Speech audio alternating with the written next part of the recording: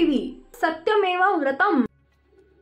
विधान परिषदेत सोन्याच्या चमच्यावरून उद्धव ठाकरे आणि एकनाथ शिंदेंमध्ये जुंपल्याचं पाहायला मिळालंय। अंबादास दानवेंबाबत बोलताना एकनाथ शिंदेंनी अप्रत्यक्ष उद्धव ठाकरेंवर निशाणा साधलाय। त्यानंतर उद्धव ठाकरेंनी देखील ठाकरे शैलीत एकनाथ शिंदेंना जबरदस्त टोला लगावलाय। विधान परिषदेचे विरोधी पक्षनेते अंबादास दानवेंच्या समारोप समारंभात सोन्याच्या चमच्याचा विषय चांगलाच गाजलाय। अंबादास दानवेंच्या विरोधी पक्षनेते पदाच्या कारकिर्दीचं कौतुक करताना उपमुख्यमंत्री एकनाथ शिंदेंनी ते गरिबीतून संघर्ष करत वर आल्याचं सांगितलंय। अंबादास दानवे सोन्याचा चमचा तोंडात घेऊन जन्माला आले नसल्याचा टोला सभागृहात उपस्थित उद्धव ठाकरेंना लगावण्याची संधी सोडली नाही। उद्धव ठाकरेंवर टीका करताना सोन्याचा चमचा तोंडात घेऊन आलेले नेते असा शब्दप्रयोग एकनाथ शिंदे वारंवार करतात।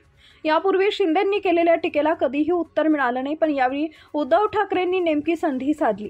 त्यांनी अंबादास दानवेंचं कौतुक केलं, शिवाय एकनाथ शिंदेंच्या सोन्याच्या चमच्यावरून टोलेबाजी करण्याची संधी सोडली नाही। उद्धव ठाकरेंपाठोपाठ अनिल परभांनीही सोन्याचा चमचा हा धागा करून एकनाथ शिंदेंवर प्रहार केला। अंबादास दानवेंनी संघर्ष केला, पण काही जण संघर्षाच्या भीतीनं पळून गेल्याचा टोलाही त्यांनी लगावला।